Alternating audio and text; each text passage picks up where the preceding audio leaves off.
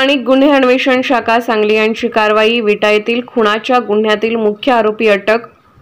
दिनांक 5/12/2024 रोजी बापूराव देवाप्पा चव्हाण राहणार धानवड यांचा गारडी गावच्या हद्दीत गारडी ते नेवरी जाणाऱ्या रोडला सिमेंट कॉन्क्रीट रोडवर कोणीतरी अज्ञात कारणाने कोणत्या तरी हत्याराने गळ्यावर वार करून खून केला असल्याने सदर बाबत वरीलप्रमाणे खुनाचा गुन्हा नोंद करण्यात आलेला आहे। सदर गुन्ह्याच्या अनुषंगाने माननीय पोलीस अधीक्षक संदीप घुगे, माननीय अप्पर पोलीस अधीक्षक रितू खोकर यांनी पोलीस निरीक्षक सतीश शिंदे, स्थानिक गुन्हे अन्वेषण शाखा सांगली यांना सदर गुन्ह्यातील आरोपी अटक आणण्याबाबत आदेश दिले।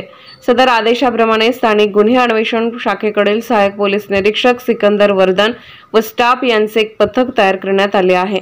त्या अनुषंगाने स्थानिक गुन्हे अन्वेषण शाखेकडील सहाय्यक पोलीस निरीक्षक सिकंदर वर्धन यांचे पथकामधील police head constable Suryakant Salunke, police head constable 1025 Hanumant Lohar, police शिपाई 1056 प्रमोद साखरपे यांना त्यांच्या बातमीदाराकडून बातमी मिळाली की सदर गुन्ह्यातील मुख्य आरोपी व त्याचा साथीदार हे मिरज ते पंढरपूर रोडवरील सिद्धेवाडी पुलाखाली येणार आहेत अशी खात्रीशीर बातमी मिळाली।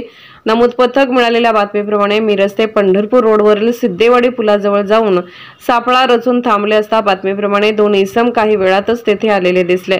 तसा त्यांचा बातमीप्रमाणे संशय आल्याने त्यांना पळून जाण्याची संधी न देता शिताफीने त्यांना ताब्यात घेऊन त्यांना त्यांचे नाव गाव विचारता त्यांनी त्यांची नावे विशाल बाळासो मदने 23 वर्ष राहणार धानवड तालुका खानापूर जिल्हा सांगली, सचिन शिवाजी थोरात 25 वर्ष धानवड तालुका खानापूर जिल्हा सांगली अशी सांगितली। आरोपी क्रमांक 1 याच्याकडे सदर गुन्ह्याच्या अनुषंगाने चौकशी केली असता त्यांनी अनैतिक संबंधाच्या कारणावरून बापूराव चव्हाण यास जीवे ठार मारले असल्याची कबुली दिली असून याबाबत पुढील तपास सुरू आहे। लागलीच सदर आरोपी यांना सहाय्यक पोलीस निरीक्षक सिकंदर वर्धन यांनी ताब्यात घेऊन त्यांना विटा पोलीस ठाण्याच्या नमूद गुन्ह्यामध्ये वर्ग करण्यात आले आहे।